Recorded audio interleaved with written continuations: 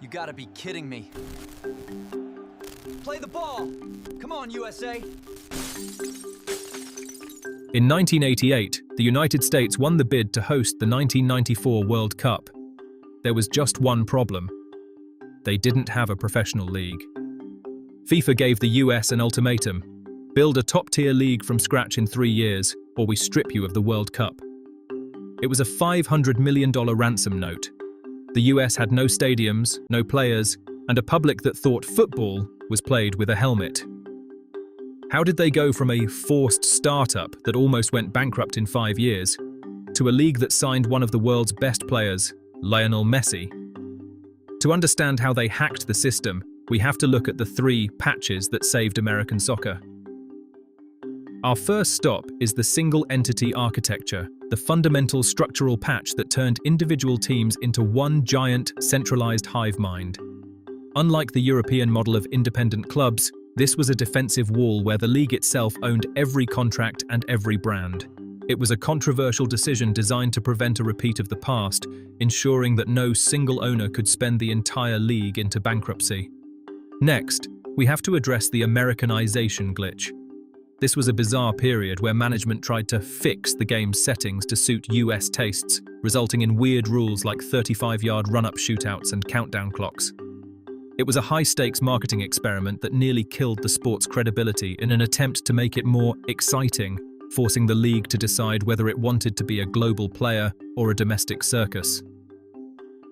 Finally, the stadium pivot, a massive $28 million gamble that fundamentally changed the map of the sport. By moving out of hollowed-out 80,000-seat NFL caverns and into dedicated, soccer-specific cathedrals, the league finally secured its own real estate. This was the ultimate real estate patch, proving that in the business of football, you don't truly exist until you own the ground you stand on. By the end of this video, you'll see why the MLS isn't a sports league. It's the most successful corporate experiment in football history. The 1994 World Cup was a massive success, but as soon as the circus left town, the debt collectors arrived. FIFA's ransom was due. Alan Rothenberg, the man tasked with building the league, realized he couldn't use the European model. In Europe, clubs are independent. In the US, that led to the NASL's death by overspending, so Rothenberg built a single entity. When a player signs for LA Galaxy, they don't actually sign with the Galaxy, they sign with the MLS. This was a defensive wall against bankruptcy, allowed them to launch 10 beta teams in 1996. But the beta version was weird. Marketing executives were terrified that Americans would be bored by 0-0 draws, so they changed the code of football. No draws, no clock that counts up, just pure 90s American chaos. They even named teams the Wiz, the Burn, and the Clash. Tell me in the comments, is the shootout from the 35-yard line a brilliant way to end a draw, or is it an absolute insult to the sport? I'm reading every single one of your arguments.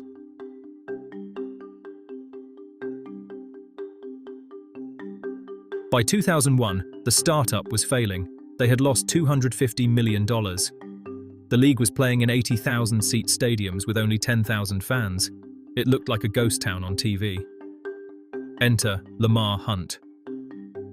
He realized the glitch wasn't the game, it was the real estate. He built the first soccer-specific stadium, and suddenly, 15,000 fans sounded like 50,000. Once they had the houses, they needed the stars. They created the designated player rule specifically to bring in David Beckham. This was the moment the MLS stopped being a forced startup and started being a global destination.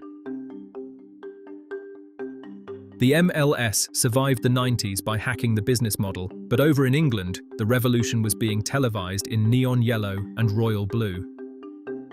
While the US focused on the architecture of the league, the Premier League was creating a visual meta that still dominates fashion today. We've curated the 10 most culturally significant kits from that era, the masterpieces that defined a decade of swagger. Click here to see the tapestry of 90s football fashion. Thank you for watching. This is the Football Tapestry. Please like, comment and subscribe for more videos about the beautiful game.